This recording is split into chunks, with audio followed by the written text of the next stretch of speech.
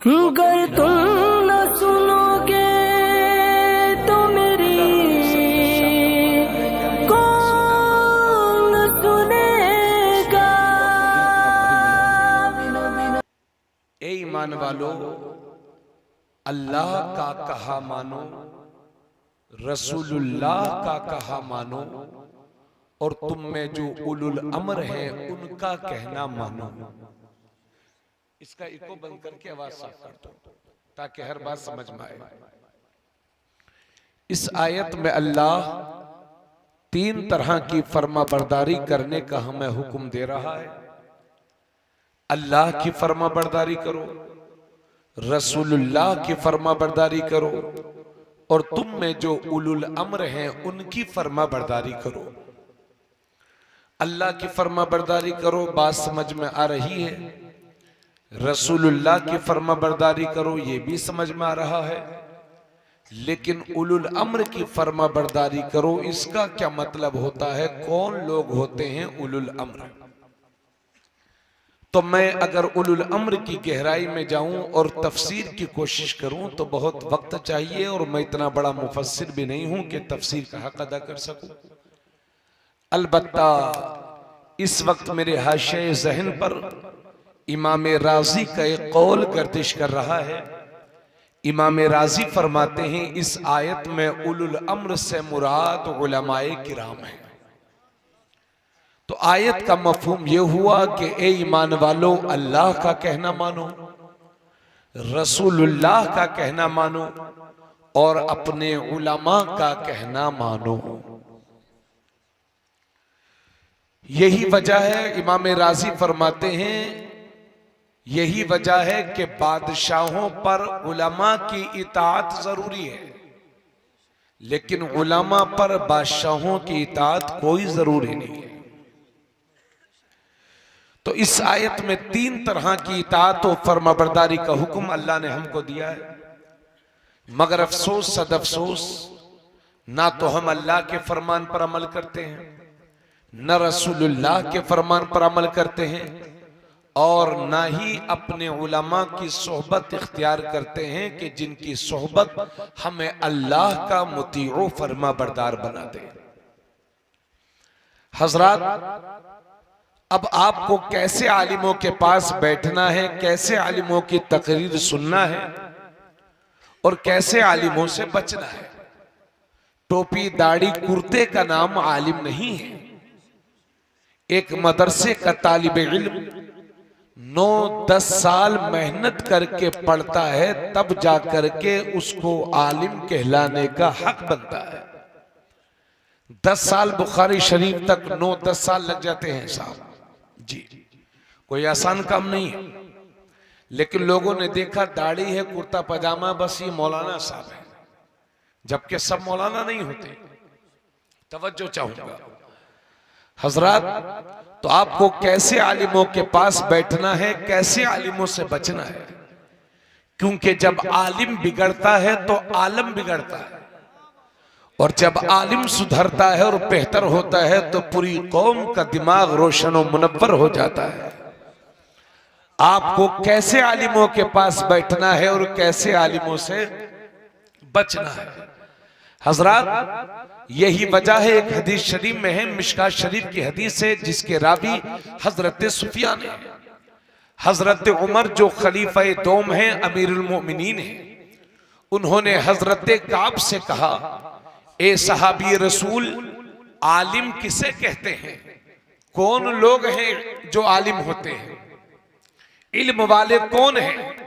तो हजरत काब ने हजरत उमर को जवाब दिया था कि आलिम वो है जो अपने इल्म पर अमल भी करता हो।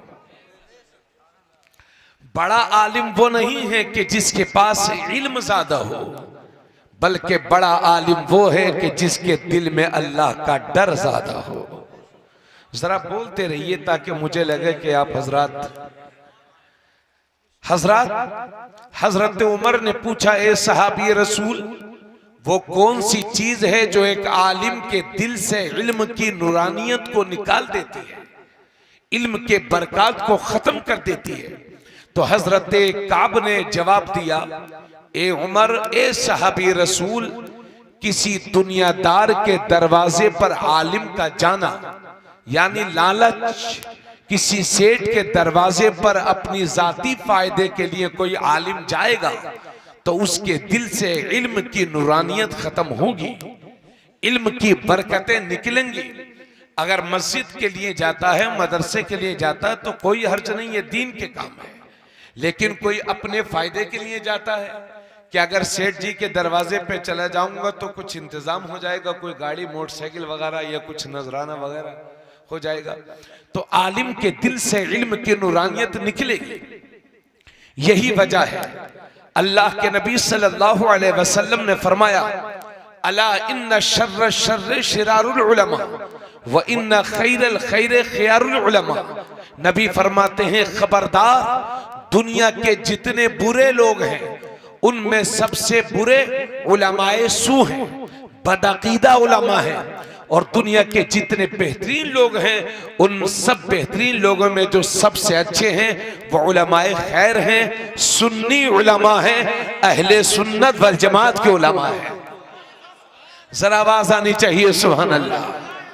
तो हजरात नबी फरमाते हैं कि दुनिया, खबरदार उलमाए शर से बचो, तवज्जो चाहूंगा, खबरदार, दुनिया के सारे बुरों में सबसे बुरे लोग वो हैं जो उलमाए सू हैं, और दुनिया के सारे अच्छे लोगों में जो सबसे अच्छे लोग हैं वो उलमाए खैर हैं, सुन्नी उलमा हैं। हजरात, आप कैसे जानेंगे कि कौन आलिम शर है और कौन आलिम खैर है?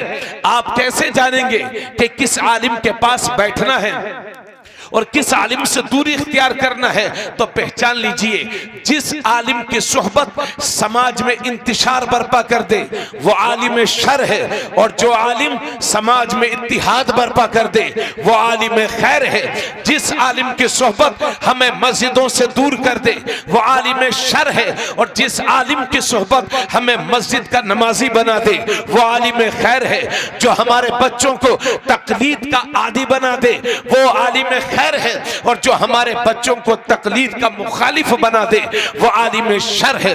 जिस आलिम की सोहबत हमें बदअमल बना दे वो आलिम शर है, और जिस आलिम की सोहबत हमारे बच्चों के मुंह से शराब के जाम को छीन ले वो आलिम खैर है। जिस आलिम की सोहबत हमें वफादार रसूल बना दे वो आलिम खैर है, और जिस आलिम की सोहबत हमें गद्दार रसूल बना दे वो आलिम शर है। और क्लियर जुमलों में सुन लो, जो आलिम ये कहे कि रसूलुल्लाह की ताज़ीम ऐसे करो जैसे बड़े भाई की करते हैं वो आलिम शर है, और जो दुनिया को ये बताए कि सरवर कहूं कि मालिक व मौला कहूं तुझे, बागे खलील का गुले ज़ेबा कहूं तुझे, तेरे तो बस है बेतनाही से है बरी, हैरा हूं मेरे आका, मैं क्या क्या कहूं तुझे। लेकिन रज़ा ने खत्म सुखन इस पे कर दिया कि खालिक का बंदा खल्क का आका कहूं तुझे, वो आलिम खैर है। जो मौलवी ये कहे कि या रसूल अल्लाह कहना शिर्क है, या रसूल अल्लाह कहना हराम है, वो आलिम शर है। और जो दुनिया को ये बताए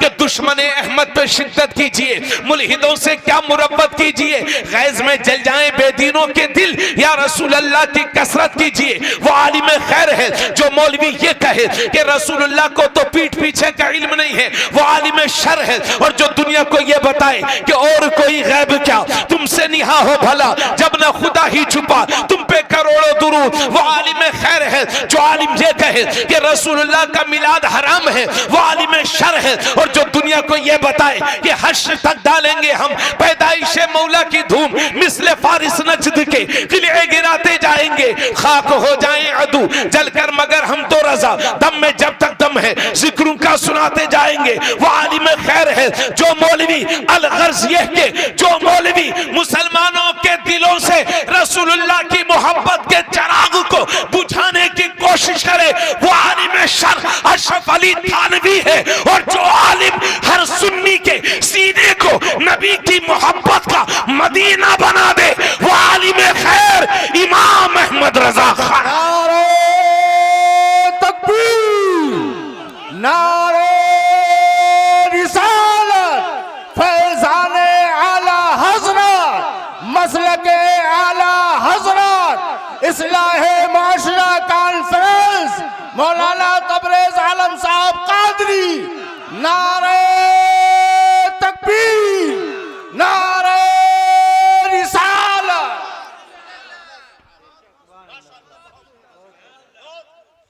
जिस कौम में एक बावकार आलिम होता है वो कौम भी इज्जतदार होती है, और जिस कौम के हिस्से में उलमाए शर आते हैं वो कौम भी बिगड़ जाती है। अल्लाह का शुक्र है, राय बरेली वालों, बरेली वाले को पढ़ा करो। राय बरेली वालों, बरेली वाले की राय पढ़ा करो। तवज्जो चाहूंगा हजरात, अब जरा जहनों को बिल्कुल करीब फरमाए। आज हमने उलमा से दूरी बना रखी है, उसकी वजह यह है कि हमारी कौम तालीम के मामले में हिंदुस्तान की जो सबसे पिछड़ी कौम कही जाती है उससे भी ज्यादा पिछड़ी हुई है तालीम के मामले में हमारी कौम। आज हमारे 30% बच्चे नशे और शराब के आदी होते जा रहे हैं। उर्सों में मेला लगा है, भीड़ लगी है हजारों की, मगर मस्जिदें हमारी वीरान पड़ी हुई है। अगर कोई मुसलमान तरक्की कर रहा है तो मियां दुश्मन बाद में जलता है और हम एक दूसरे की टांग पकड़ के उसको पीछे खींचने की कोशिश पहले करते हैं। आलम यह है कि एक तो हमारा कोई पुरसाने हाल नहीं, और दूसरा हमने अपने दीन से दूरी ऐसी बना रखी है, बस अल्लाह इस कौम पर रहम करे। जो कौम, जो हालत हमारी हो गई है हजरत, और हमारे हाल ये है, तवज्जो चाहूंगा, हमारे हाल ये है कि जब हमारा बच्चा 10 साल का हुआ तो हमने उसके हाथ में 100 रुपए थमा दिए, जाओ बेटे बालों को जाके कलर करवा लो। अब कोई नीला करवा रहा है, कोई पीला करवा रहा है, कोई हरा करवा रहा है, कभी इधर से कटे हुए हैं, कभी इधर से कट लगे हुए हैं। रसूलुल्लाह की सुन्नतें बताने के बजाय हमने अपने बच्चों को बिगाड़ रखा है। अगर मेरी बातों पर यकीन न हो तो छोटे छोटे बच्चों के हालात जाकर के देख लो। जब 13 साल का हुआ तो दादी दुआ करते करते दुनिया से चली गई, अल्लाह मुझे पोता दे देना। और जब ये पोता हुआ तो कानों को छिदवा करके दुरिये पहन के पोती माना घूम रहा है। 15 साल का हुआ तो हमने 50,000 रुपए का मोबाइल अपने बच्चे के हाथ में थमा दिया। बाप बेचारा सऊदी अरबिया में है, मुंबई में है, दिल्ली में है, हरियाणा पंजाब में है, कोलकाता में है, सस्ते से सस्ता खाना खा करके अपने बच्चों के लिए पैसा भेज रहा ताकि मेरा बच्चा एक खुशहाल जिंदगी जी सके। 50,000 रुपए का मोबाइल लेकर के हमने दे दिया अपने बच्चों के हाथों में। और जब बच्चा 18 बरस का हुआ तो हमने मोटरसाइकिल लेकर दे दी। अम्मी ये 18 साल का नौजवान, 20 साल का नौजवान मोटरसाइकिल पर बैठा हुआ है, 50,000 रुपए का मोबाइल जेब में है, और मियां मुंह में 5 गुटके दबाए हुए हैं, कान में लीड लगी हुई है, और बालों में तरह तरह के कलर करवाए हुए हैं, कभी इधर लहराते हैं कभी उधर। न बड़े का अदब पता है, न छोटे पर शफकत का पता है, न नमाज पूरी याद है, न उलमा का एहतराम पता है, न छोटे बड़े का इन्हें अदब पता है। यानी देखने से नहीं लगता ये किसी मुसलमान का बच्चा है। ये हालत हो गई है हमारी। वज़ा में तुम हो नसारा तो तमद्दुन में हुनूद। ये मुसलमान हैं कि जिन्हें देख के शर्माए यहूद। ये हाल है हमारे। और शादी बिया होगी, अगर लड़के की शादी है मियां तो 5-10 दोस्त उसके फ्री में। अब किसी घर बारात, कहीं बारात लेके पहुंच गए तो मियां डीजे बज रहे हैं, बैंड बाजे बज रहे हैं, वाह भाई साहब वाह, है ना। 20 रुपए का चश्मा लगा रखा है, फटी हुई पैंट पहन रखी है, और साहब नाच रहे मियां। हमें मुसलमानों तुम्हारा काम है नाचने का, तुम दुनिया में इसलिए पैदा हुए हो कि नाचो। और तो जब ये नाचने वाले होते हैं, नचनिया लोग होते हैं, तो हमारी बेटियां, हमारी कौम की इज्जतदार बहनें मजबूरी में छतों पर चढ़ करके इन नचनियों के नाच देखती हैं, इनके डांस देखती हैं। शर्म नहीं आती हमको? आपको पूरी कौम को रुस्वा करवा रहे हो, अपनी बहन बेटियों को रुस्वा करवा रहे हो। यानी हमारे अमाल ऐसे हो गए हैं कि बस नारा हमारा है, नबी का दामन नहीं छोड़ेंगे, नबी का दामन नहीं छोड़ेंगे। नात सुनते हो, नबी के नाम पर आंसू बहाते हो, यकीनन ऐसे आंसू मुकाबिले मुबारकबाद हैं जो नबी की मोहब्बत में निकले। मगर ये सच्ची मोहब्बत उस वक्त कही जाएगी जब नबी के फरमान पर अमल करो और बेहतर मुसलमान बन के जियो। हजरात, ये हाल है हमारे। और माफ करिएगा, इल्जाम नहीं लगा रहा हूं, मगर मैं शर्म के साथ आपके सामने बोल रहा हूं। और हमारी ईमानी कमजोरी का आलम यह है कि हमारे बच्चे हाथ में कड़े पहनते हैं। क्यों? ताकि लोग हमें मुसलमान न समझे। हाथ में कड़े पहने हुए हैं, बदन पे टैटू बनवाए घूम रहे हैं, बदन पे टैटू बनवाए घूम रहे हैं, कोई लाल धागा पहने घूम रहा है। भाई, मैं तुझसे ये पूछना चाहता हूं, तुम ये चाहते हो कि कोई आदमी तुम्हें देखकर मुसलमान समझे या गैर मुस्लिम समझे? इसका फैसला पहले आपको करना होगा।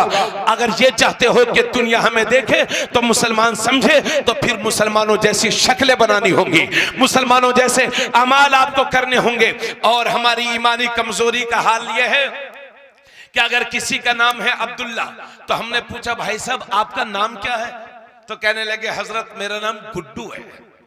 हमने पूछा एक का नाम है अहमद, हमने कहा भाई साहब आपका क्या नाम है? तो कह रहे हजरत लोग मुझे प्यार से पप्पू कहते हैं। एक साहब से पूछा नाम है जुबैर, हमने कहा भाई साहब आपका क्या नाम है? हजरत लोग मुझे प्यार से राजू कहते हैं। एक साहब से पूछा भाई साहब आपका क्या नाम है? हजरत लोग मुझे शानू कहते हैं। अब मैं कब तक राजू, पप्पू, गुड्डू, शानू के चक्कर में पड़े रहोगे? अगर तुम्हारे बाप ने तुम्हारा नाम मोहम्मद रखा है तो 1 लाख बुत परस्तों में भी खड़े हुआ और कोई पूछे तेरा नाम क्या है तो शान से बताया करो मेरे बाप ने मेरा नाम मोहम्मद रखा है। उसमें के मुसलमान बनो, ईमान को छुपाए छुपाए ना फिरो, ईमान को छुपाए छुपाए ना फिरो। अगर इस तरह के मुसलमान हो तो सिर्फ गोश्त खाने के मुसलमान हो, ईमान वाले मुसलमान नहीं हो। ईमान की लज्जत यानी कामिल मोमिन नहीं हो, ईमान की लज्जत अभी आपने महसूस नहीं की है। और आप देख नहीं रहे हो मुल्क के हालात, कभी झारखंड में, कभी पंजाब में, कभी हरियाणा में, कभी मुल्क के दूसरे हिस्सों में चंद गुंडे मिलकर के हमारे बच्चों को घेर लेते हैं और जबरदस्ती कलिमाते कुफरिया कहलवाते हैं। अब ये बोल वो बोल रहा है, अब ये बोल वो बोल रहा है। ए मेरी कौम के जिम्मेदारों, अपने बच्चों को ये नसीहत किया करो कि बेटे जिंदगी की आखिरी सांस तक अपनी जबान पर कलमा कुफ्र ना लाना, जिंदगी की आखिरी सांस तक कलमा पढ़ते रहना, जिंदगी की आखिरी सांस तक नबी का वफादार रहना। यह हाल है हमारा। चंद गुंडे मिलकर के घेर लेते हैं और हमसे जबरदस्ती कलिमाते कुफरिया कहलवाते हैं। अल्लाह तुम्हारी जानो माल की हिफाजत करे, मेरी जानो माल की हिफाजत करे, मगर कब किसके साथ क्या हो जाए इसकी कोई गारंटी नहीं है। इसलिए अर्ज करता हूं मेरी कौम के नौजवानों, मेरी कौम के बच्चों, मेरी कौम के जिम्मेदारों, अल्लाह करे कि ऐसे हालात का सामना तुम्हें ना करना पड़े, मगर अगर ऐसे हालात पेश आ भी जाएं तो खुदा का वास्ता देकर के कहता हूं कि जिंदगी की आखिरी सांस तक जबान पर कलमा कुफ्र ना लाना, आखिरी दम तक ला इलाहा इल्लल्लाह बोलते रहना। क्योंकि अगर मौत का वक्त नहीं आया है तो कोई मार नहीं सकता, और मौत का वक्त आ गया है तो कोई बचा नहीं सकता, मगर जिंदगी की आखिरी सांस तक ला इलाहा इल्लल्लाह बोलते रहना। क्योंकि इसी हालत में अगर मर भी जाओगे तो शहीद कहलाओगे और बच जाओगे तो गाजी कहलाओगे।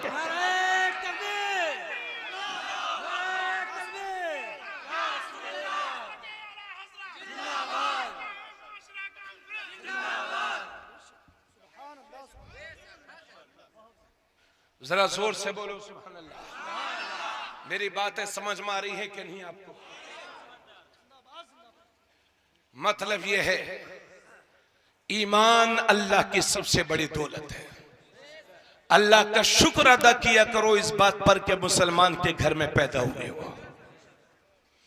इस भरी दुनिया से अल्लाह ने अपने दीन के लिए आपको चुना है, आपका इंतखाब किया है। मेरी बातें आपके सरों के ऊपर तो नहीं जा रही है।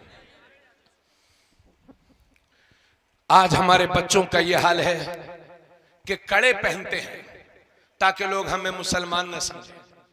इसमें क्यों मुसलमान हो आप? यही है आपके ईमान का मतलब। नबी फरमाते हैं मन तमस्सक बिसुन्नती इंद फसाद उम्मती फलहु अजरु मियति शहीद। आका फरमाते हैं जिसने मेरी उम्मत के बिगाड़ के वक्त मेरी किसी सुन्नत पर अमल किया तो अल्लाह उसे 100 शहीदों का सवाब अता फरमाएगा। 100 शहीदों का सवाब। अल्लाह के नबी फरमाते हैं कि जिसने मेरी सुन्नत पर अमल किया उसने गोया के मुझे जिंदा किया। नबी फरमाते हैं जिसने मेरी सुन्नत को जिंदा किया गोया के उसने मुझे जिंदा किया, और जिसने मुझे जिंदा किया क़यामत के दिन वो मेरे साथ जन्नत में जाएगा। बोल दो सुभान अल्लाह।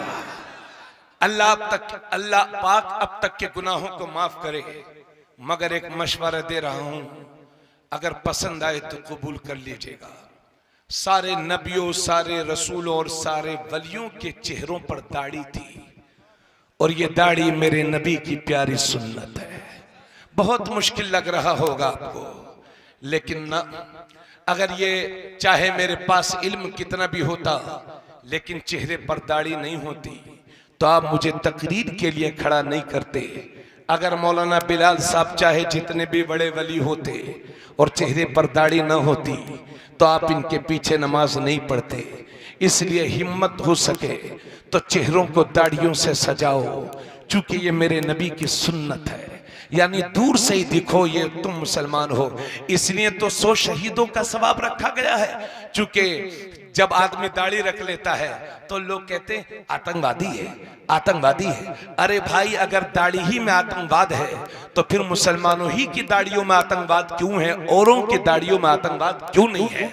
हजरात, आतंकवाद दाढ़ियों में नहीं है, आतंकवाद लोगों की खोपड़ियों में घुसा हुआ है, और इसकी आपको कोई परवाह नहीं करनी है। मायूस मत हो, फिक्र ना करो। वअंतुमुल आलौना इन कुंतुम मुमिनीन। अल्लाह फरमाता है तुम ही बुलंद रहोगे अगर मोमिन कामिल हो। सिक्का तुम्हारा ही चलेगा अगर ईमान के पुख्ता हो, राज तुम्हारा ही होगा अगर रसूलुल्लाह के वफादार हो, हुकूमत तुम्हारी होगी अगर शरीयत के पासदार हो।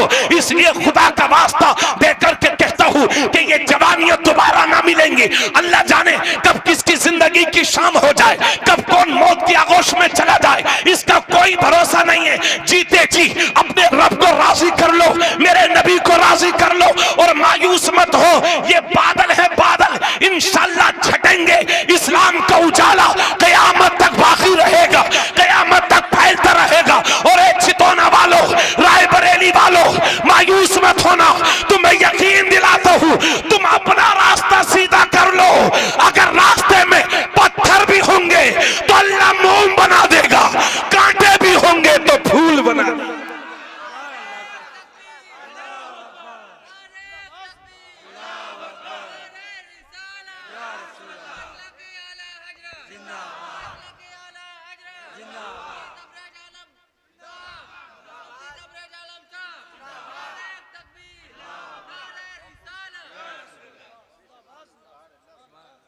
फिक्र न करो, मायूस न हो, मेरे रब की रहमत तुम्हारे साथ है, तुम्हारे ही साथ है।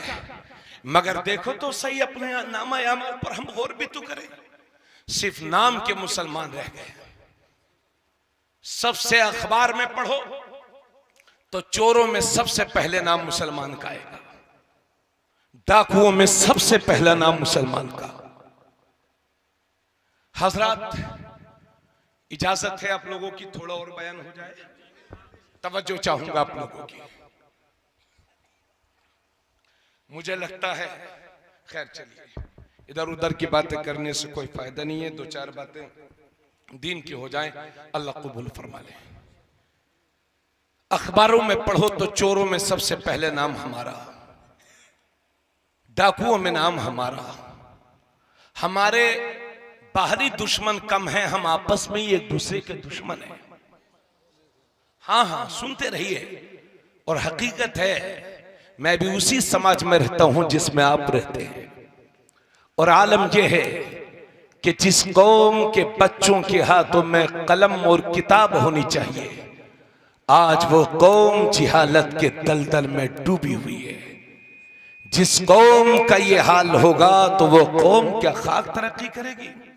और नौजवानों में तुमसे अपील करूंगा, बुजुर्ग लोग तो उनकी दुआएं हमारे साथ हैं, क्योंकि जिस कौम के नौजवान बेदार होते हैं वही कौम समाज में हुकूमत करती है। आप बेदार हो जाओ। बेदार होने का मतलब ये नहीं है कि आप किसी के घर जाकर के धार्मिक जबरदस्ती नारे लगाओ, जी नहीं, इस्लाम इसकी इजाजत नहीं देता। मेरे कहने का मतलब यह है कि पक्के सच्चे मुसलमान हो जाओ।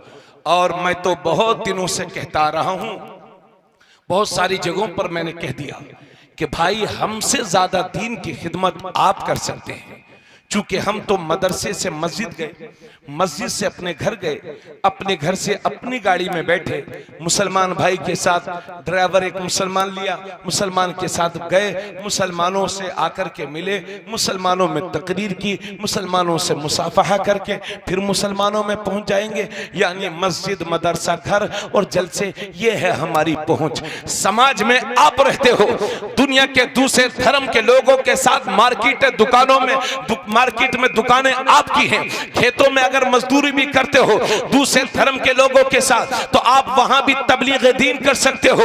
अगर आपके मार्केट में दुकान है, अगर आपके पड़ोस में कोई गैर मुस्लिम भी रहता हो तो उसके साथ ऐसा किरदार पेश करो, ऐसा व्यवहार करो कि वो भी तुम्हारे नबी की सीरत पर पढ़ने पर मजबूर हो जाए।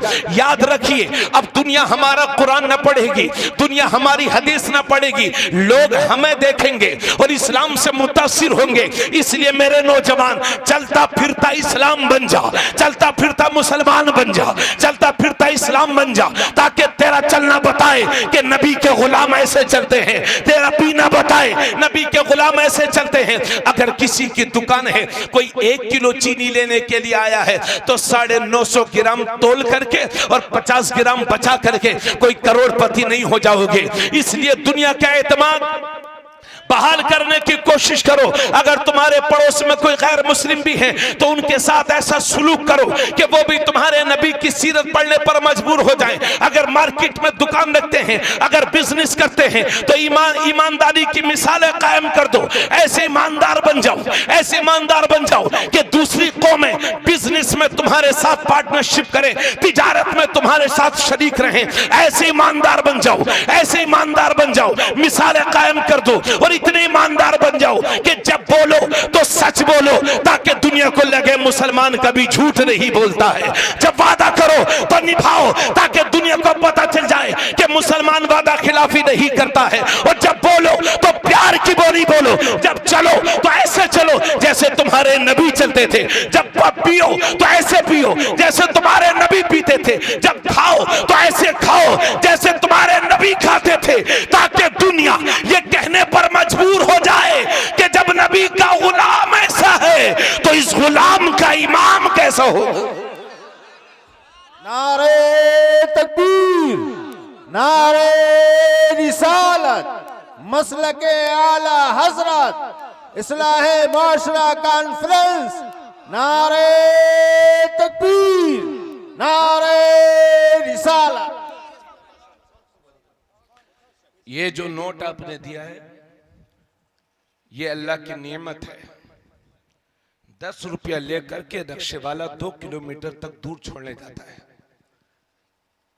कभी कभी हम लोग जोश में आकर के पैरों के नीचे दबा देते हैं। स्टेज ही पर, मैं अपनी बात, एक स्टेज की नहीं बात कर रहा हूं, ये अच्छी बात नहीं है। इस पर उर्दू भी लिखी हुई है, 10 रुपया लिखा हुआ उस पर। जी, ये अल्लाह की नेमत है। अगर 10 रुपया कम हो तो जल्दी काउंटर से टिकट नहीं मिलेगा। कहने का मतलब यह है कि बेहुरमती ना किया करो। अल्लाह की नेमत है, माल है, उसको पैरों के नीचे न दबाया जाए, कदर किया जाए। ठीक है हजरात, बस मैंने ऐसे समझा दिया। मैं अल्हम्दुलिल्लाह किसी को टारगेट नहीं करता हूँ, अल्लाह का शुक्र है। हाँ, हमारे हजरत मौलाना मुफ्ती इमरान हनफी साहब बड़ी अच्छी गुफ्तगू उन्होंने की। हमारे ज़ैनुल आबिदीन भाई ने भी बहुत अच्छा पढ़ा, नूर अली भाई नूर ने भी बहुत अच्छा पढ़ा, हजरत मौलाना मोहम्मद शाबान साहब बरकाती माशाल्लाह बड़ी अच्छी निज़ामत कर रहे थे। अल्लाह ताला इन सभी हजरात को सलामत रखे, इन सारे लोगों की अच्छी अच्छी बातों पर अमल करिए। अब हजरात थोड़ी देर मुझे और इजाजत दें आप लोग, ताकि एक नतीजे पर पहुंचा जा सके। मैं ये कह रहा हूं कि अगर मैं आपको लाख बातें बताऊं, उनमें से चुन करके एक बात ये बता दे रहा हूं कि आप और हम बेहतरीन मुसलमान बन जाएं। क्या बेहतरीन मुसलमान, है ना जी? अगर किस पहली बात आज के जलसे के बाद हम अज़्म मुसम्मम करके उठें कि इंशाअल्लाह झूठों पर अल्लाह की लानत बरसती है, इंशाअल्लाह हम झूठ नहीं बोलेंगे, है ना? ये मत देखिए कि लोग कितना फेंक रहे हैं। इस जमाने में झूठ तो बोलते हैं लोग, फेंकते भी हैं, है ना? और जो जितना बड़ा ज्यादा फेंकने वाला हो वो लोग कहते हैं वो उतना ही बड़ा आदमी है। तो ये तसव्वुर है भाइयों। अल्लाह फरमाता है झूठों पर अल्लाह की लानत बरसती है, ये मेरा रब फरमाता है। इसलिए आज के जलसे के बाद ये फैसला करो कि इंशाअल्लाह हम कभी झूठ नहीं बोलेंगे। जलसे से उस जलसे में बैठे बैठे ये फैसला करो कि इंशाअल्लाह हम जिससे वादा करेंगे वादा खिलाफी नहीं करेंगे। गांव देहातों में होता यह है शाबान भाई कि बाज आदमी ऐसे होते हैं कि जब तक वो दो चार सुबह उठने के बाद दो चार गालियां नहीं देते थे, यानी सुबह उठेंगे तो दो चार गालियां नहीं देंगे जब तक, तो ऐसा लगता है जैसे इन्होंने अभी नाश्ता ही नहीं किया है। यानी इतनी गंदी जबान उनकी होती है। सुबह उठने के बजाय सुबह उठने के बाद अल्लाह का नाम लेना चाहिए, मगर हमारी कौम गालियां देती है और आपस में ही एक दूसरे को नीचा दिखाने की कोशिश करते हैं। हजरात एक हदीस मेरे जहन में आ रही है, बड़ी संजीदगी के साथ उसको बता दे रहा हूं। अल्लाह के नबी फरमाते हैं सिल मन कताका व उती मन हरमका वअफू अमन ज़लमका। नबी फरमाते हैं जो रिश्ते को तोड़े तो तुम उसे जोड़ो, व उती मन हरमका, और जो तुम्हें कुछ भी ना दे फिर भी उसे दो, वअफू अमन ज़लमका, और जो तुम पर जुल्म करे उसको माफ कर दो। थोड़ा सा बोलिए। नबी फरमाते हैं सिलमन कताका, जो रिश्ते को तोड़े तो तुम उसे जोड़ो। आज तोड़ने वाले ज्यादा हैं, जोड़ने वाले कम। आग लगाने वाले ज्यादा हैं, आग बुझाने वाले कम। पूरी की पूरी गांव बस्तियां आपसी पार्टी बंदी से तहस नहस हो गई। पूरी समाज पूरी कौम का नुकसान हो गया, मगर इस कौम को होश के नाखून तक नहीं ले रही है कौम। यह हाल है हमारा। नबी करीम सल्लल्लाहु अलैहि वसल्लम फरमाते हैं, ये तिर्मिज़ी शरीफ की हदीस, आका फरमाते हैं जो रिश्ते को तोड़ता है अल्लाह उसे तोड़ता है, और जो रिश्ते को जोड़ता है अल्लाह उसे, सब मिल के बोलते रहिए, जो रिश्ते को तोड़ता है अल्लाह उसे तोड़ता है, और जो रिश्ते को जोड़ता है अल्लाह उसे जोड़ता है। इसलिए जोड़ो तो सोच के जोड़ो, और तोड़ो तो सोच के तोड़ो। आज हम ये देख रहे हैं कि अगर एक घर में 5 भाई हैं मियां, समझ गए, तो 5 भाई अपने नहीं लगते, और लालगंज मौरावा रायबरेली का दोस्त जो दर्जनों किलोमीटर दूर रहता है वो दोस्त अपना भाई लगता है। यानी बाहर निकल गए तो दर्जनों दोस्त हैं, वो घर में आ गए तो सबसे बड़ा दुश्मन अपना भाई लगता है। ये है हमारी हालत। उसकी वजह क्या है? उसकी सबसे बड़ी वजह यह है कि आज हमारी जबानों पर हमारा कोई कंट्रोल नहीं है। मियां तीर लगते हैं, जख्म भर जाते हैं, लेकिन जब जबान से जुमले निकलते हैं तो इंसान की आखिरी सांस तक जबान से दिए हुए जख्म नहीं भरा करते। इसलिए अल्लाह के नबी फरमाते हैं अल मुस्लिमु मन सलिम अल मुस्लिमून मिन लिसानिही व यदिही। नबी फरमाते हैं मुसलमान वो है कि जिसके हाथ से और जिसकी जबान से दूसरा मुसलमान महफूज रहे, वो है मुसलमान। अल्लाह के नबी फरमाते हैं अल्लाह के नबी फरमाते हैं कि जिस तरह से एलवा शहद को बर्बाद करता है, इसी तरह गुस्सा ईमान को बर्बाद करता है। और मेरे नबी फरमाते हैं कि पहलवान वो नहीं है। तवज्जो चाहूंगा, आज हमारे यहां हाल क्या है हजरत? हाल ये है कि हम अपने बेटों को सिखाते हैं कि बेटे अगर कोई एक गाली दे दे तो उसके दरवाजे पे 70 दे के आना, दबना नहीं है किसी से, बाकी तेरा बाप निपट लेगा, प्रधानी अपनी चल रही है। ये हाल है हमारी कौम के, कोई एक गांव का मसला नहीं है। यानी हम ये सिखाते अपने बच्चों को कि बेटा अगर कोई एक गाली दे तो उसके दरवाजे पे 70 गालियां दे के आना। ये सिखाया है हमने आपको, हमने अपने बच्चों को।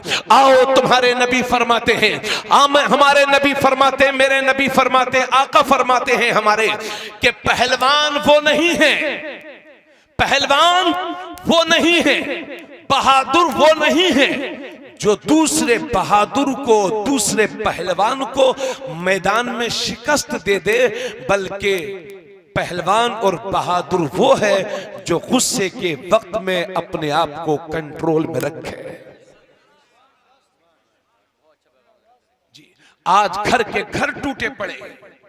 अगर घर में 5 भाई रहते हैं तो किसी भाई की किसी से नहीं बनती, किसी भाई की किसी से नहीं बनती। अब मैं 2-2 भाई 3-3 भाई मिलके पार्टी बना लेते हैं घर में, और शादी ब्याह तक में नहीं जाते। मरोगे नहीं। हम जैसे खतीब इस जमीन के नीचे सोए हुए हैं मियां, कोई नाम तक नहीं जानता। आप और हम सबको कब्र में जाना है, दुनिया भूल जाएगी। आज से 50 साल पहले छितौना की सरजमीन पर कौन कौन लोग थे, आप नाम तक उनके नहीं जानते होंगे। ऐसे ही हम सो जाएंगे, कब्रों में चले जाएंगे। इसलिए जीते जी अपने रब को राजी कर लो। हमारी जिंदगियों पर हमारे नबी का हक है, अपने नबी को राजी कर लो। हजरत गौसे आजम की 11वीं शरीफ हम बड़ी धूमधाम से मनाते हैं, मगर उनकी इस बात को क्यों भूल जाते हो आप, जिसको शेख सादी ने अपनी किताब गुलिस्तान में लिखा है। शेख सादी फरमाते हैं कि गौसे आजम जब हज करने के लिए गए तो काबा शरीफ के सामने कंकरियों पर सर रख करके रोने लगे। रो रहे हैं और अर्ज कर रहे हैं, मौला करीम अगर अब्दुल कादिर के आमाल इस काबिल हो कि बख्श दिए जाएं तो मेरे मौला मुझे बख्श दे, और अगर मेरे अमाल इस काबिल ना हो तो परवरदिगार मुझे क़यामत के दिन अंधा बना के उठाना, ताकि तेरे नेक बंदों के सामने मुझे शर्मिंदा ना होना पड़े। ये है हमारे गौस, जो अल्लाह का खौफ इतना है। और यहाँ मियाँ ना नमाजें हैं, ना रोजा, ना ईमानदारी है, ना कुछ है, ना अमाल है, और बस ऐसा लगता है कि बस 10 रुपए किसी मौलाना साहब को दे दिए, इमाम साहब को दे दिए, मुकर्रिर साहब को, शायर को लुटा दिए थोड़े बहुत कि साहब जन्नती हो गए। 10 रुपए में मियाँ जन्नत नहीं मिलती। अगर अल्लाह चाहे तो जर्रे के बदले में जन्नत दे दे, और वो चाहे तो करोड़ों के बदले में भी तुम्हें जन्नत ना दे। इसलिए मेरे दोस्त, अल्लाह से डरो और अपने आमाल में सुधार पैदा करो। आप जैसे जवान, हम जैसे जवान कितने ऐसे हैं जो दवाइयों के लिए तरस गए। क्या देखते नहीं हो, एक से एक अच्छे हाईवे बन रहे हैं, मगर हम देख रहे हैं जितने बड़े बड़े हाईवे उतने बड़े बड़े एक्सीडेंट, आन की आन में पूरी की पूरी फैमिली फना हो जा रही है। इसलिए घमंड ना करो, तकब्बुर ना करो। अगर अल्लाह ने ज्यादा दौलत दी है तो इतराओ नहीं, बल्कि रब का शुक्र अदा करो, अल्लाह के हुजूर तौबा करो। तो मेरे नबी फरमाते हैं कि जो रिश्ते को तोड़ता है अल्लाह उसे तोड़ता है, और जो रिश्ते को जोड़ता है अल्लाह उसे जोड़ता है। और वासिल का माना होता है जोड़ने वाला, और काते का माना होता है तोड़ने वाला। काते तोड़ने वाले को कहते हैं, वासिल जोड़ने वाले को कहते हैं। और मेरे नबी फरमाते हैं कि वासिल वो नहीं है कि आप मेरे घर आए और मैं आपके घर चला गया। वासिल वो नहीं है, बल्कि वासिल उसे कहते हैं कि आप मेरे घर नहीं आ रहे हैं फिर भी मैं आपके घर जा रहा हूं, उसे वासिल कहते हैं। अल्लाह अल्लाह, हक है, हक है। वाह वाह वाह वाह, बहुत अच्छा पैगाम, बहुत अच्छा पैगाम। गांव देहातों में एक बहुत बड़ी प्रॉब्लम है, मैं कई जगह कह चुका, और सोच रहा हूं किसी दिन गवर्नमेंट को खत लिख के भेज दूं कि वो गांव देहातों से प्रधानी के इलेक्शन को खुदारा खत्म कर दे। हालात बिगड़ते रहते हैं। मुझे कुछ पता नहीं कहां क्या है, लेकिन मैं सब जैसी कंडीशन एक जैसी रहती है। हाँ। तो एक इलेक्शन खत्म नहीं होता, दूसरा आ जाता। जब तक एक खाई पड़ती नहीं है, तीसरी तैयार। बाप बेटे में लड़ाई कि किसे वोट देना है, कौन सी पार्टी वोट लेगा, कौन लड़ रहे हैं। ये अपनी जमात में, अपने मुआशरे में इत्तिहाद बर्पा करो। जीत हार किस्मत के हिस्से है। जिसको अल्लाह ने चुन लिया है वही जीतेगा। जो अल्लाह ने जिसका इंतखाब नहीं फरमाया वो हारेगा, हर मैदान में हारेगा। इसलिए हारने जीतने को मेयार जिंदगी ना बनाओ, है ना। अपने गांव में सुधार पैदा करो, और खास तौर से मस्जिदें वीरान हैं, इन मस्जिदों को आबाद करने की कोशिश करो। एक बात मेरे जहन में आ रही है, अगर कहो तो आप उसको कह दो। देखिए, झूठ बोलना बहुत बड़ा गुनाह है। नबी फरमाते हैं जो बंदा झूठ बोलता है तो उसके मुंह से झूठ बोलते वक्त इतनी बदबू आती है कि रहमत का फरिश्ता 1 मील दूर चला जाता है। फिर वो झूठ बोलता है, फिर 1 मील दूर चला जाता है। उसके बावजूद मेरे नबी फरमाते हैं कि 3 जगहें ऐसी हैं कि जहां झूठ बोलना बकदरे जरूरत जायज है। उनमें से पहली जगह है मैदान जंग। जैसे कि हजरत कासिम ने एक यजीदी से कहा था कि तुझे तो घोड़े की जीन भी कसना नहीं आती। उसने सर को झुकाया, हजरत कासिम ने तलवार चला के जहन्नम में पहुंचा दिया, याद है ना। तो मैदान जंग में झूठ बोलना जायज है। हीला, झूठ से हीला तदबीर, हाँ ये वाला झूठ मत समझिए जो आप लोग फेंकते हो। हाँ, इसके लिए वही हदीस है, तदबीर है ना, जिसे बहाना बोलते हैं आप लोग। दूसरी जगह जहां झूठ का सहारा लेना जायज है, जब मुसलमानों में, यह हदीस है, जब मुसलमानों में 2 गिरोह हो जाएं, 2 जमातें हो जाए, तो कोई आदमी जाए और एक जमात से कहे, एक टोली से कहे, अरे यार भाई लोग आप कैसे लोग हो यार, बताइए। मैं उन लोगों के पास गया था, उन्होंने कहा था हजरत वो बड़े अच्छे लोग हैं, मुझसे ही गलती हो गई और यार उन्होंने तो आपको सलाम कहलवाया है। तो ये लोग खुश हो जाएंगे।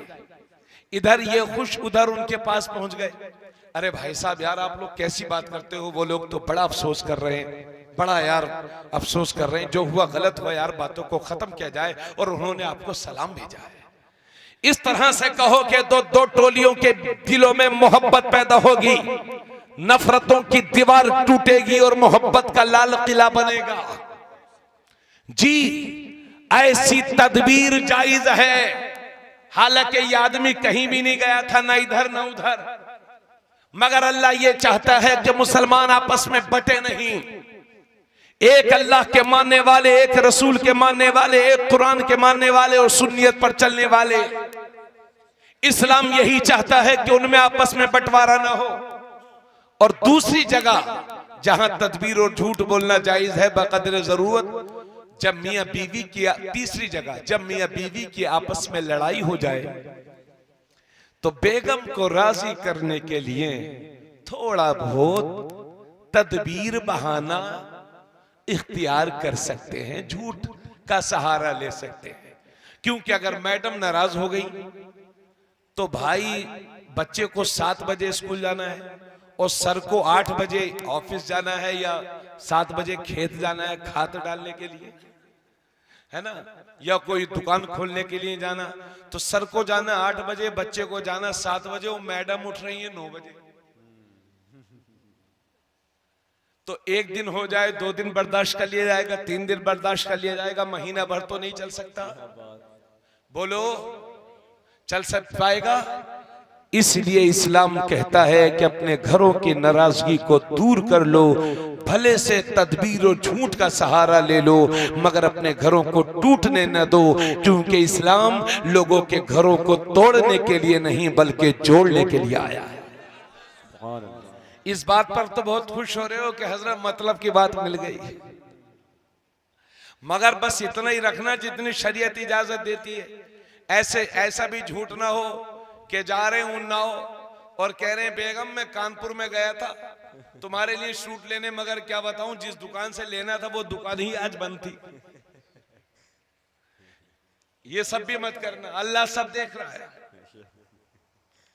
हजरत अब जरा गौर फरमाए, ईमान लाने के बाद एक मुसलमान के लिए एक बात और सुन लीजिए, अगर ईमान महफूज है, ईमान पुख्ता है, तो आमाल भले से कुछ कमजोर होंगे तब भी गिर पड़ करके जन्नत में चले ही जाओगे। लेकिन ईमान से हाथ धो बैठे तो ऐसी तस्वीर मुसल्ले नमाजों का कोई फायदा नहीं है। इसलिए खुदारा अपने ईमान की हिफाजत करो और ऐसे त्योहारों में शिरकत ना करो जहां इस्लाम तुम्हें जाने की इजाजत नहीं देता। दोस्ती बस उतनी ही करो जितने में आपका ईमान खतरे में ना पड़ने पाए। कुरान जिनसे दोस्ती के लिए मना फरमा रहा है उनसे दोस्ती करके बवकार नहीं बन सकते। दुनिया चाहे जिधर चले मगर तुम्हारी इज्जतें इस्लाम में महफूज है। इस्लाम के दामन में रहोगे इज्जतदार रहोगे, इस्लाम से फिरोगे जलील हो जाओगे। अल्लाह ऐसे हालात ना पैदा करे, मगर जिस तरह के हालात हम देख रहे हैं बस अल्लाह हमारी कौम पर रहम फरमाए। हजरात सच्चर कमेटी की रिपोर्ट ये बताती है, तवज्जो चाहूंगा, सच्चर कमेटी की रिपोर्ट ये बताती है कि 3 से 4% पढ़े लिखे लोग हैं मुसलमानों में और 96% लोग बेपढ़े लिखे हैं। जिस कौम में 96% लोग बेपढ़े लिखे हों और 3-4% लोग पढ़े लिखे हों, उस कौम का ये हश्र नहीं होगा तो और क्या होगा? क्यों भाई, ऐसा ही है ना? मैं गलत तो नहीं बोल रहा हूं जी। बाज लोग तो वो हैं कि जिन्हें कुछ लिखने ही नहीं आता, पढ़ने भी नहीं आता। याद रखिए अपने भाई के जुमले, जमाने पर वही कौमें हुकूमतें करती हैं कि जिनके बच्चों के हाथ कलम से सजे होते हैं। जमाने पर सिक्का उसी का चलेगा जिस कौम के पास तालीम होगी। आज दुनिया में मुट्ठी भर यहूदी हैं मियां, मुट्ठी भर, मगर 99% लोग उस कौम में पढ़े लिखे हैं। यही वजह है कि दुनिया की आधी से ज्यादा दौलत पर आज यहूदियों का कब्जा है और अमेरिका जैसा सुपर पावर मुल्क आज यहूदियों के आगे घुटने इसलिए टेके हुए हैं क्योंकि अमेरिका के हर बड़े ऑफिस में बड़े बड़े ऑफिसर्स और बड़े बड़े अधिकारी यहूदी हैं। यही वजह है कि दुनिया जालिम को मजलूम और मजलूम को जालिम बोल रही है। आज दुनिया मजलूम का साथ नहीं देती, दुनिया जानती है यहूदी जालिम है, उसके बावजूद भी आज यहूदियों के साथ लोग इसलिए खड़े हुए हैं कि ये उनकी मजबूरी है। हमारे घरों तक घुसे हुए हैं वो लोग, उसकी सबसे बड़ा उनका जरिया है तालीम। खुदारा अपनी हैसियत से बढ़कर के अपने बच्चों को पढ़ाओ लिखाओ। और हम तो उस नबी के मानने वाले हैं कि जब मेरे नबी पर पहली वही नाजिल हुई तो अल्लाह ने फरमाया इक़रा बिस्मि रब्बिकल्लज़ी खलक़ खलक़ल इंसान मिन अलक़ इक़रा व रब्बुकल अकरम अल्लज़ी अल्लम बिल कलम। थोड़ा सा नबी पर जो पहली वही नाजिल हुई उसमें पढ़ने का जिक्र है और कलम का जिक्र है। अल्लाह के नबी ने जब मक्का शरीफ में ऐलान नबुव्वत किया था तो सिर्फ 17 लोगों को लिखना आता था और वही मेरा पैगंबर 23 साल तबलीग करके जब ज़ाहिरी दुनिया से रुखसत होता है तो 1.25 लाख साहबाए किराम के हाथ कलम से सजे हुए थे, जिन्हें लिखना भी आता था, जिन्हें पढ़ना भी आता था। आज हमारा इतिहास है। अल्लाह के नबी फरमाते उतलुबुल इल्म लौ कान बिस्सीन। शायद ये एक सहाबी का कौल है जी, हाँ, हदीस नबी के फरमान को भी हदीस कहते हैं, बाज़ मुहद्दिसीन कहते हैं कि सहाबा के अक़वाल को भी हदीस कहा जाता है। फरमान है कि इल्म हासिल करो, अगरचे तुम्हें चाइना का सफर करना पड़े। अगर सबसे ज्यादा किसी धर्म में इल्म पर जोर दिया गया है तो वो मजहब इस्लाम है, मगर अफसोस के साथ सबसे ज्यादा पिछड़ी हुई कौम है हम, जो इल्म के मामले में एकदम पीछे रह गए। और हमारे खर्चे शाही खर्चे, अमामिया सबसे ज्यादा तो हमारी कौम जो बर्बाद हो रही है वो शादियों की फजूल खर्चियों में। कल हमारे हाफिज आमिर साहब की शादी हुई है, वैसा मुबारक हो आपको आमिर बाबू, बड़ी मोहब्बत के माशाल्लाह। सऊदी अरबिया से कई महीनों से राब्ते में थे। हजरत याद है कि नहीं? मैंने कहा भाई याद है। अल्लाह ताला आपको सलामत रखे।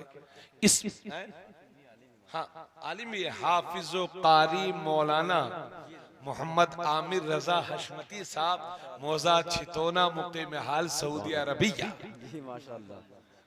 ठीक है, अब तो कोई कमी नहीं रह गई है। हाँ माशाल्लाह, अल्लाह ताला सलामत रखे आपको। अच्छी बात है। हमारी शादियों में फजूल खर्चियां और उसमें बढ़ती हुई बेपर्दगी। आज अगर किसी गरीब की 3 बेटियां जवान हैं मियां, तो कौम से मुंह छुपा छुपा करके रात को रो रहा है, इसलिए कि जहेज के भिखारी अपना मुंह खोले हुए हैं, हाथ फैलाए हुए हैं। अरे जहेज के इंटरनेशनल भिखारी हो, जिन हाथों को ससुराल के आगे फैलाते हो, अगर ससुराल वाले दे भी देंगे तो कितना देंगे? उन्हीं हाथों को कभी कभी रातों में उठ करके अपने रब के हुजूर फैला दिया करो, तो मेरा रब इतना देगा कि आपकी नस्लों से गरीबी खत्म हो जाएगी। आज हमारी कौम की बेटियां बड़ी हो गई, उम्र बढ़ती जा रही है, मजबूरी में गलत कदम उठा रही हैं, गैरों के साथ भागने से कोई परहेज नहीं रह गया है। कौन है इसका जिम्मेदार? हम हैं हम। इस्लाम ने शादी को निहायत आसान बनाया था, मगर हमारी बुरी रस्मों ने शादी को निहायत मुश्किल बना दिया है। जी, जहेज की तो डिमांड होगी, उसके बाद 2 दिन पहले समधी को फोन करके कहलवाएंगे बिचौलिया से कि समधी साहब से कह दो कि जहेज भले से थोड़ा कम दे, लेकिन बारात की इज्जत का ख्याल रखें। मतलब सारी इज्जतें मुसलमानों आपकी बारातों में ही रह गई हैं क्या? क्या बात है? मतलब सारी इज्जतें बारातों में छुपी हुई हैं। और ये बाराती जाएंगे मियाँ, वाह साहब, 200, 300, 400 लोग, 200, 150, 100 जाएंगे। अरे 500 भी बहुत लंबा लंबा हजरत, क्या कहोगे, 1000 तक है, कम ही कम कह रहा हूं। अल्लाह ताला हिदायत नसीब करे। जाएंगे, पेट भर के चिकन खाएंगे, उसके बाद कहेंगे जरा नमक कम था। यानी बारातियों की इज्जत है, और जो खिला रहा है बेटी के बाप की कोई इज्जत नहीं है। 20 रुपए की पानी की बोतल आती है मियाँ, कभी अपने घर में मंगवा कर ना पी होगी, मगर बारात में जाएंगे, खोल के आधा पिएंगे, आधे से हाथ धुलेंगे, आधा फेंकेंगे। ऐसा लगता है कि लखनऊ के नवाब भी अपने कब्रों में इनकी नवाबी को देख करके शर्मिंदा होते होंगे। वो समझते होंगे अच्छा हुआ हम पहले ही मर गए, वरना 21वीं सदी में तो हमारी सारी नवाबी फेल हो जाती। यह है हमारी कौम के हाल। शादियों को निहायत मुश्किल बना दिया। इतना मुश्किल के मत पूछिए। 10 तरह के खाने, 15 तरह के खाने, 20 तरह के खाने। अरे भाई, पेट है कि इंडिया गेट? कितना खाओगे? फजूल खर्चियां, बर्बाद हो गया मुसलमान। जमीनें बेच के शादी कर रहे हैं लोग, लोन लेकर के शादी कर रहे हैं, कर्ज लेकर के शादी कर रहे हैं। आज जमीनें बेच करके शादी कर रहे हो, कल जब घर में 2-4 पोतियां होंगी और महंगाई भी बढ़ जाएगी और जमीन भी ना होगी, तब क्या करोगे? और मेरी बेटी आपके घर जाएगी, आपकी बेटी मेरे घर आएगी, मतलब यह है कि मुसलमान की बेटी मुसलमान ही के तो घर जाएगी। फिर अपने पैरों से अपने अपने हाथों से अपने पैरों में कुल्हाड़ी क्यों मार रहे हो? आप जो भी सोचते हो, लेकिन हमारे नबी फरमाते हैं, अल्लाह के नबी फरमाते हैं कि बेशक सबसे बेहतरीन और सबसे ज्यादा बरकत वाला निकाह वो है जो कम से कम खर्च में मुनक़िद हो जाए। नारे तकबीर, नारे रिसालत, इस्लाह मुआशरा कॉन्फ्रेंस, हजरत अल्लामा मुफ्ती तबरेज़ आला साहब क़िबला। सबसे बेहतरीन और बरकत वाली शादी तुम्हारे नबी फरमाते साहब, झूठ बोल रहा हूं अल्लाह की लानत बरसे, पत्थर बरस जाए मुझ पर अगर मैं झूठ बोल रहा हूं तो ये मेरे नबी की हदीस है। आका फरमाते हैं सबसे बेहतरीन शादी वो है जो कम से कम खर्च में मुनक़िद हो जाए। अब नौजवानों, मैदान में तुम्हें आना है, फैसला तुम्हें करना है। और तिरमिज़ी शरीफ की ये हदीस भी सुन लो, झूठों पर अल्लाह की लानत। अल्लाह के नबी फरमाते हैं आलिनू हाज़न निकाह वजअलूहु फिल मसाजिद, निकाह जब भी करो तो ऐलान करके करो और निकाह को मस्जिदों में मुनक़िद किया करो। अगर कोई यहाँ निकाह करेगा यहाँ हो जाएगा, शराइत अगर पाए जाए, कोई जंगल में निकाह करेगा जंगल में हो जाएगा, कोई कमरे में निकाह करेगा कमरे में हो जाएगा, कोई 1 लाख का होटल 5 लाख का होटल बुक करके निकाह करेगा वहां भी निकाह हो जाएगा। लेकिन तुम्हारे नबी की रूह पाक कहती है अपनी उम्मत को पुकार पुकार करके कि निकाह को मस्जिदों में मुनक़िद किया करो। चूंकि मस्जिद में निकाह करेंगे तो उसका 3 फायदा, सबसे बड़ा फायदा यह है कि अक्सर लोगों का निकाह जिंदगी में एक बार होता है, बार बार नहीं। और जिंदगी का दिन बड़ा अहम दिन होता है वो कि जिस दिन निकाह होता है लोग सब कुछ भूल जाते हैं, लेकिन शादी के दिन को नहीं भूलते, बड़ा अहम दिन होता है वो। इसलिए अक्सर लोगों का निकाह एक बार होता है। इसलिए मेरे नबी फरमाते हैं अपने निकाह को मस्जिद में कराओ, क्योंकि जब निकाह मस्जिद में होगा तो तुम्हारे निकाह में नापाक शामिल नहीं होंगे, सिर्फ पाक लोग शामिल होंगे, सिर्फ पाक लोग शामिल होंगे। और दूसरी वजह यह है कि जब तुम्हारा निकाह मस्जिद में होगा तो निकाह के बाद जो हजारों रुपयों के पटाखे फूटे जाते हैं वो नहीं फूटे जाएंगे। और तीसरी वजह यह है कि निकाह के बाद जब दुआ होती है, काज़ी इस्लाम या निकाह पढ़ाने वाला या आलिम दीन या हाफिज कुरान जब दुआ करता है मस्जिद में, तो हदीस में लिखा है कि मुसलमान जब मस्जिदों में दुआ करते हैं तो अल्लाह के फरिश्ते भी मुसलमानों की दुआओं के साथ आमीन कहा करते हैं। आपके निकाह मस्जिद में होंगे तो फरिश्ते भी तुम्हारी दुआओं तुम्हारे लिए दुआ करेंगे। बड़ी बरकत वाली शादी होगी वो। इसलिए नौजवानों तुम्हें दावत देता हूं अपने निकाह को मस्जिदों में करो। बार लोग सोचते हैं हजरत निकाह मस्जिद में कैसा होगा, लड़की को कहां लेके जाएंगे? अरे भाई लड़की नहीं जाएगी मस्जिद में, आप इजाजत लें और मस्जिद में निकाह करवाएं।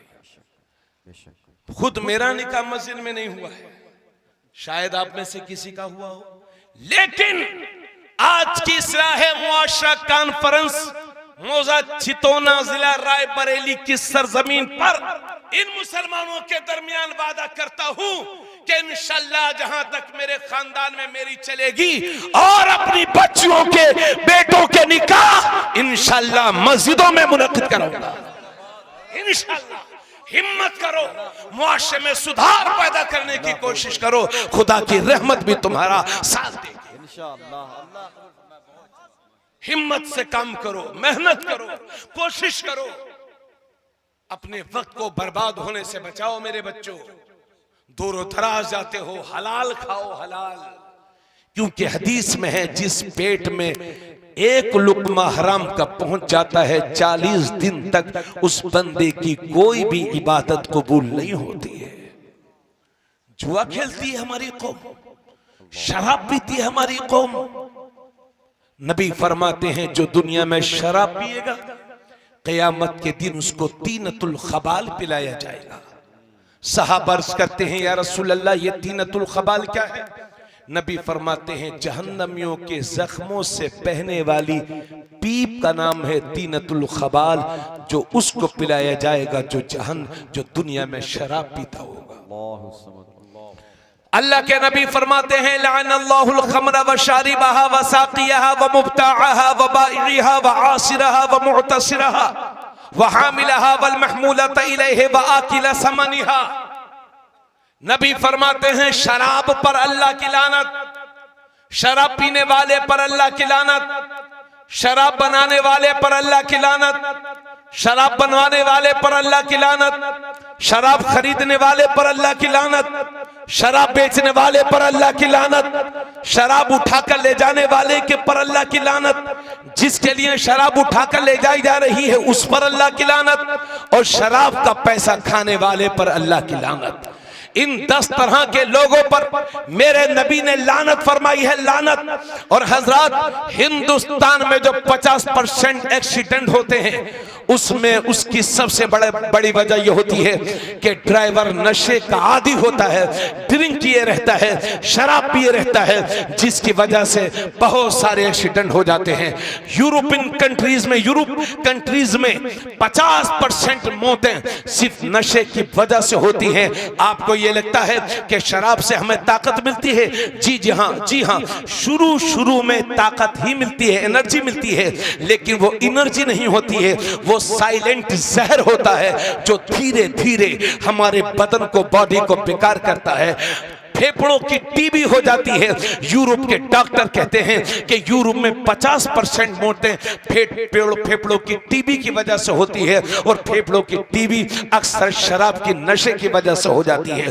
कितने घर बर्बाद हो गए, एक्सीडेंट हो गए, कितने लोग शराब पीते पीते बर्बाद हो गए। खुदारा मुसलमान, तू इस जबान से नबी का कलमा पढ़ता है, तेरी सूरत से इस्लाम पहचाना जाता है।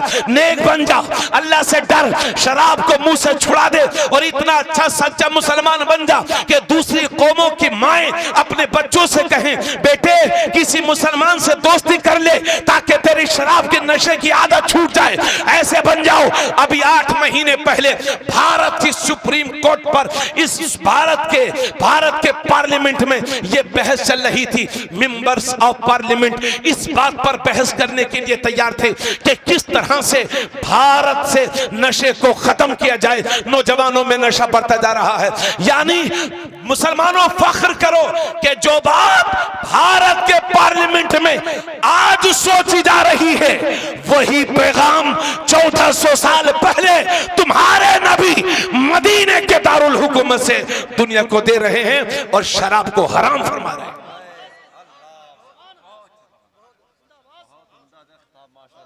बचो शराब से, जिंदगी बर्बाद हो गई। और सुनो एक बात, मुआशरे में तुम्हारी ये जिम्मेदारी है, शरीयत की रोशनी में बोल रहा हूं, कि अगर कोई शराब का आदी है तो मुसलमानों के लिए जरूरी है कि पूरी बस्ती के मुसलमान उसका उस वक्त तक बाइकाट करें जब तक वो तौबा नहीं कर लेता। उसे अपने घर ना बुलाएं, दावत ना दें। अगर हम जानते हैं ये शराबी है, कबाबी है, पीता है, फिर भी हम उससे ताल्लुक रखते हैं, अपने घर बुलाते हैं, दावत देते हैं, उससे बोलते चालते हैं, सलाम दुआ करते हैं। समझ गए? तो उलमा फरमाते हैं ऐसी पूरी बस्ती भी गुनहगार होगी। ठीक है भाइयों, इसलिए आपके जो बच्चे इस तरह के नशे के आदी हो चुके हैं, खुदारा उन बच्चों को समझाओ, प्यार से भी समझाओ और कड़ी नजर भी रखो ताकि हमारे बच्चे। और याद रखिए, एक दिन में कोई शराबी नहीं बनता, एक दिन में कोई शराबी नहीं बनता। पहले गलत लोगों की सोबत में जाता है, फिर धीरे धीरे वहां जाके बैठने लगता है। एक दिन दोस्त कहते हैं अरे पी ले यार, कुछ होता थोड़ी है, तो कहता नहीं यार, मैं मुसलमान हूं यार, नहीं। लेकिन फिर दूसरे तीसरे दिन अरे एक आधा घूट, पहले दिन एक घूट पिएगा, तीसरे दिन दो चार घूट, और 8-10 दिन के बाद पूरा पौवा लगाना शुरू कर देगा। जी, इसलिए अपने बच्चों को उस पहले कदम के उठने से बचाओ। क्या बात है? जो गंदे लोगों की तरफ जा रहा हो, बुरे लोगों की सोबत में जाओगे तो बच्चा शराबी बनेगा। और जिस तरह से शराबियों के पास बैठने वाला शराबी बन जाता है, इसी तरह से वहाबियों के पास बैठने वाला वहाबी बन जाता है। शराब से भी बचाओ और नबी के गद्दारों से भी बचाओ। शराब से बचाओगे तो जिस्म महफूज रहेगा, नबी के गद्दारों से बचाओगे तो ईमान महफूज रहेगा। शादी ब्याह सुन्नियों में करिए, गरीब देख लीजिए मगर सुन्नियों में करिए, है ना।